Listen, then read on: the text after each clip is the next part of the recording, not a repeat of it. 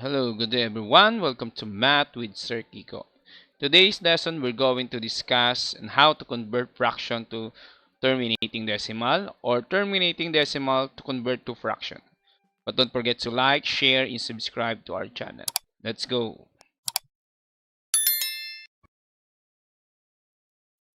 Today we will discuss on how to convert fraction to terminating decimal and decimal to fraction, or vice versa. This would be day 5 of our week number 4 of quarter number 2. Now, at the end of the lesson, you should be able to know how to convert fraction to terminating decimal and vice versa. So, let's have some recall. How do we convert decimal to fraction? First, we're going to write the decimal numbers without the decimal point as a numerator.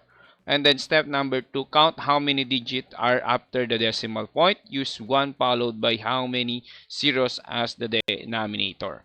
And then step number 3, you're going to simplify your final answer if possible. Now, then how do we convert fraction to a decimal?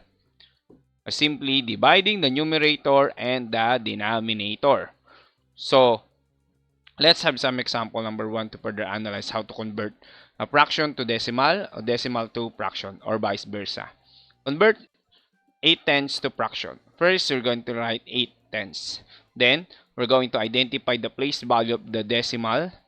So, the place value of 8 is tenths. So, the value is 10. Then, write the decimal number as a numerator and the place value as the denominator. Okay, so simplify your answer if possible. So, can be divided both numerator and denominator by, correct, 2. 8 divided by 2, the answer is 4. 10 divided by 2, the answer is 5. So, therefore, the answer is 4/5. Okay, now, example number 2. This time, we have the fraction. We're going to convert into a decimal numbers. So, again, first, we're going to divide the numerator to the denominator. Okay, numerator divided by denominator. Okay, so we're going to place the numerator inside the long division bar and 5, a denominator, to the outside the long division bar, and then divide. 3 divided by 5, the answer is 0. Then 0 times 5, the answer is 0. Then subtract. 3 minus 0, the answer is 3. Then add 0. Then if you add 0, you're going to place the decimal point. And then bring it down. So we have now 30 divided by 5. The answer is 6. And then 6 times 5, the answer is 30. Then 30 minus 30, the answer is 0. Therefore, the answer is 0.6 or 6 tenths. Okay? Next, we have example number 3. Okay? So we have, this would be 84 hundredths. Okay? So convert 0.84 hundredths to a fraction. Okay? So we have 84 hundredths. So we have 84. The place value is hundreds. And then, so this would be 84 as a numerator and 100 as a denominator. So both numerator and denominator has a common factor. So divided by 4. Correct. The common factor is 4. 84 divided by 4 is correct. The answer is 21. And then we have 100 divided by 4. The answer is 25. So therefore, 21 over 25 is the final answer. Okay. Then example number 4. So convert 3 over 20 to decimal number. Again, we have 20. 3 is inside the long division bar and 20 is outside the long division bar. Then divide. So 3 divided by 20 is 0. Then 0 times 20, the answer is 0. Then subtract 3. Then add 0. Then place the decimal point. If you add 0, then bring it down. So we have 30 divided by 20. The answer is 1. Then 1 times 20, the answer is 20. Then 30 minus 20, the answer is 10. Then add 0 and bring down. So we have 100 divided by 20. The answer is 5. Then 5 times 20, the answer is 100. So therefore, the equivalent decimal of 3 over 20, the answer is 0.15 or 15 hundredths. Okay, next, number 5, we have 47 hundredths to fraction. So decimal to fraction.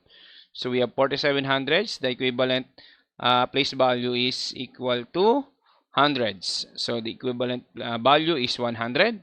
So place 47 as a numerator, and then the value of the denominator is the place value hundreds. Since 47 over 100 has no common factor, this would be the final answer. Okay? So sample number 6, you're going to change the fraction to a decimal number. So place the value of numerator inside the long division bar, and outside is the denominator. Then divide.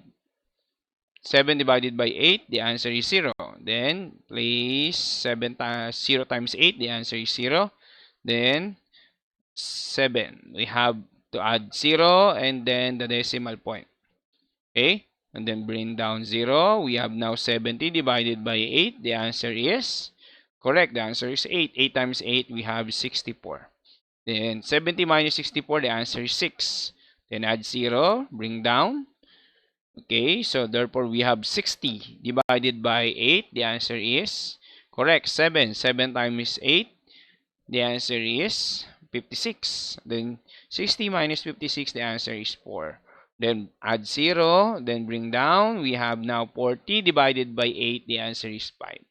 Okay, so therefore we have now the answer 875,000. The equivalent decimal of 7 over 8. Okay, so that's it.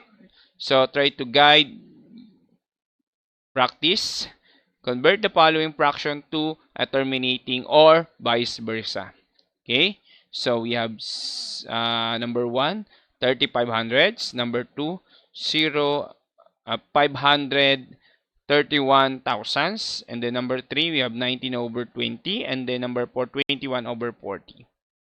Comment down your answer in the comment section. Okay, that's it. For number 1, we have correct. The answer is 7 over 20. Number 2, we have 531 over 1,000 since there is no common factor between the numerator and denominator. And then for number 3, we have 95 hundredths. And then number 4, we have 525 thousandths.